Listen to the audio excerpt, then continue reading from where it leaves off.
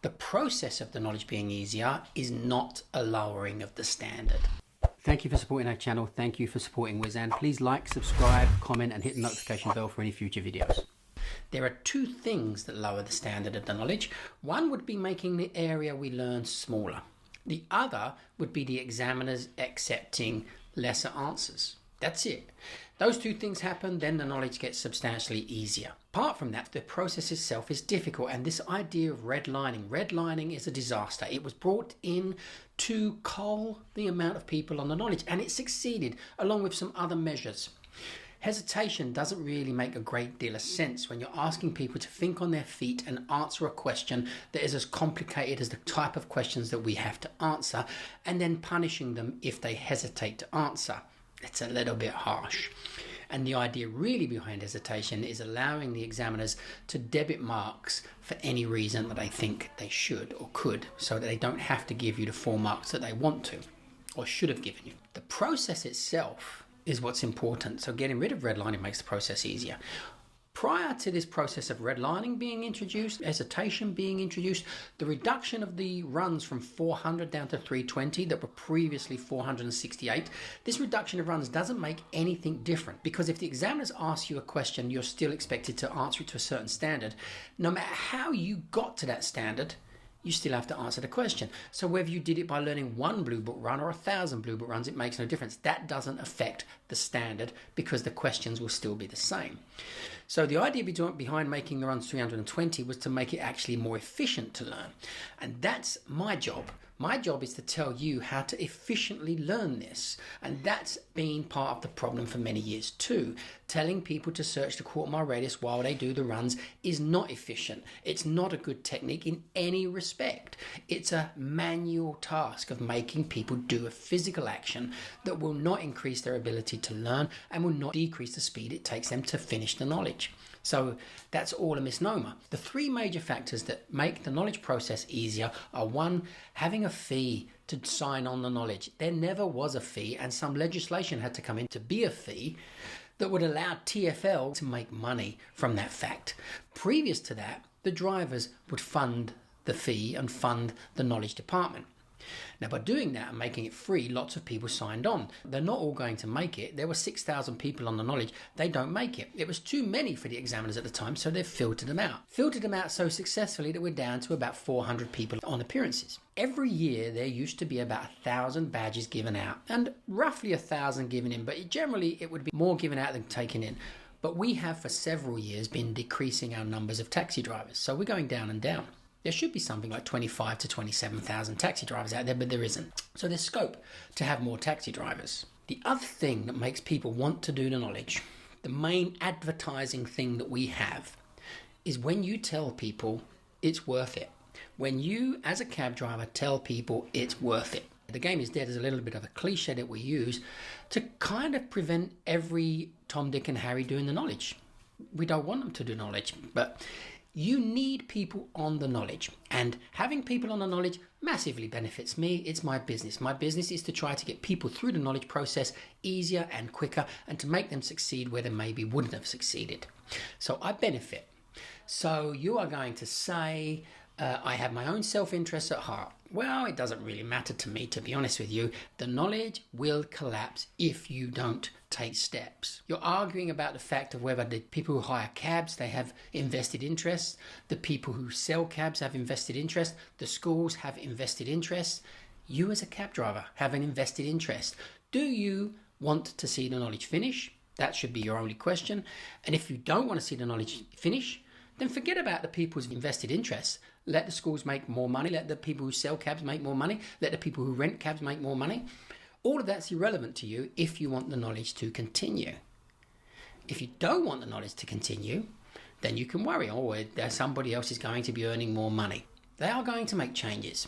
They've made changes to the redlining, but they haven't got rid of it. And they should have just got rid of it. You should stay on 56s for as long as it takes for them to judge that you should be good enough for 28s. And if you're wondering how that works, it worked for years before 2000. For absolute years, they did that method. Then they changed it, and then the numbers have fallen. If you get rid of that now, the numbers would increase. You're not going to get rid of the fee, but if you did, the numbers would increase. You should get rid of hesitation because it's a grey area, doesn't really make any sense. And as I said, the one change that they could make that would be making the knowledge easier is making the area we learn smaller. But what's going to happen is this: they're going to make the areas on the outskirts less to be learned rather than getting rid of them completely. They're going to control how much you need to learn in those areas. They're going to give you a specific amount of points to learn. And let's say it's 6,000 points that you have to learn. Now you have a curriculum of 6,000 points to learn. You can do that. But here's where it doesn't get any easier again, because every time changes are made, the examiners themselves make the knowledge harder. And the way they made it harder before from the changes was this: changes were brought in, rules were brought in to explain what leaving on the left and leaving on the right should be. And by making those rules, they made one little caveat that they didn't foresee what would happen. And that was this: they said the examiner, when they want you to leave on the left only, should say so.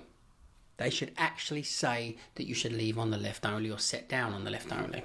It was meant to clear up the vague idea that you were confused, should you or shouldn't you, because we had to guess it. And there was lots of grey points. So the examiner would specify it. What did the examiners do with that information? They decided to ask points that don't need to be left on the left only and don't need to be set on the left only, and they decided to say set it on the left, leave it on the left. So they increased the difficulty of normal standard questions when it wasn't meant for that. It was meant to get rid of the confusion about what should be set on the left and left on the left. Now, if they make a curriculum of giving you about 6,000 points, which is the intention, if they make this curriculum, you could say, oh, the knowledge could get easier, when in actual fact, for an examiner, they could choose randomly one of the 6,000 points, which is a 6,000 to 1 shot that you would get that particular point. Now, if you knew all 6,000, no problem. But when it makes a question, the fact that you would have been able to study and learn that question, there is going to be in the region of 36 million possibilities of questions. So you can randomly pick 2 points all day long and you will never ask the same question for 50 years. So you are going to need to have an ability to deduct all your answers. Learning presets, learning bankers won't count if that's what they do. So the examiners will be at liberty to be able to do that. Randomly pick one from one, which will mean, in essence, the knowledge itself got harder. The process itself must get easier because you need more people on it. Because if people are not going backwards on the knowledge, they may well stay on it and they will get through. But it does come down to the control of the examiners. If they're repeating their questions, we can practice them, learn them, and preempt them. If they're not repeating their questions, it will become a 36 million to 1 shot that you have practiced that particular question. And then, when you spread that over 4 questions in an appearance, it becomes 250 billion to 1 that you've practiced those 4 questions, if they are picking at random. I suspect they won't entirely pick at random. They will have some repetition to what they're doing. But the idea is this: you have got to express that the knowledge process is easier. It's easier to get on the knowledge. It's easier to stay on the knowledge. And it's easier to make some progress forward. Your worry, the general worry of all cab drivers, is the standard gets lower. The thing about the standard is a competitive standard. When there are 6,000 people on the knowledge, you are competing against the other 6,000 people, and the standard can be raised, and that's what happened. I did the knowledge at the peak when there were 6,000 people on the knowledge, and from then on progressively it got less and less. When there were these 6,000 people on the knowledge, you competed against all of those others, which meant you could raise the questions and raise the complexity and bring in little trivial questions and the complexity and difficulty of points. But slowly they tried to make the process easier, and not once did it succeed. No matter how much people complained, oh, you're making the knowledge easier by making it 320 runs. It doesn't matter if the blue book was 1 run. You have to learn to get to the standard to answer the questions. So the amount of runs in the blue book is irrelevant. The amount of points you learn, we could be asked anything. It's the fact that the questions repeat that we have a chance. If the questions don't repeat, then we have raised the standard again, and you are going to have to be enormously good, enormously talented at this act of getting anywhere from anywhere. So you're not going to have bankers or preset answers, you're going to need to be able to deduce. Well, we'll be able to do it. We will raise our game. But when you're competing against just 400 people, none of you will pass out, or all of you will pass out, and the examiners don't get a job anymore. So there has to be more people doing the knowledge. And whilst there's not many people doing the knowledge, the standard will come down. It has to. It has to come down. And if it comes down to a pre-1990s kind of standard, that would be fine, surely. Because a lot of the older drivers, they think that the new guys aren't working hard enough because they did the knowledge in 7 months. Why are you taking so long? You're taking so long not just because the process has become long-winded, because that hasn't really increased the time on it at all. You're taking so long because the standard has been raised above and beyond all recognition to what they had to reach back then. So your standard is much higher. Don't get confused as well with how long the knowledge takes, because it's always taken a long time for people who did it part-time. Way back in the 90s, they would have took 4, 5, 6 years. The key elements to you doing the knowledge quickly is get the blue book runs done in 6 months. That is your vocabulary, and that is going to give you 320 routes in the current standard, but that will change in the near future. Getting the blue book runs done quickly is a key part, but a lot of you don't do that. A lot of you try to have a life and get on with everything else and do the blue book runs slowly. Then that's your choice. If you're full-time on the knowledge, you should be expecting to finish the knowledge in around 2 years, 18 months to 2.5 years, 2.5 years maximum, 18 months quickest, but somewhere in between. That would be your target if you're on the knowledge full-time. And for a lot of you, it would actually make sense to take that chance, to take that shot of giving up what you're doing, go full-time on the knowledge and go at it. Because in the long run, it's over and done with, and you're away, you're a taxi driver.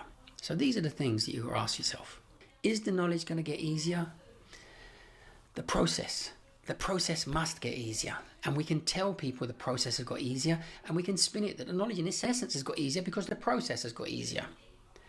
The standard doesn't get lower unless you shrink the area we learn, or the examiners drop the standard of answer they expect from you. They're the only two things that make the knowledge easier.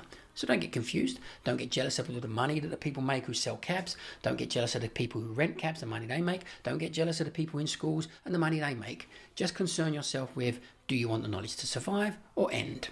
If it ends, we go to a monetary system. If it stays, we stay on a merit system. The merit system is earned. You win your badge. The money system, you buy your badge. This is it. These are the only two ideas you have. So choose whether you want to buy your badge or earn your badge. And surely earning the badge is a far better way of doing it.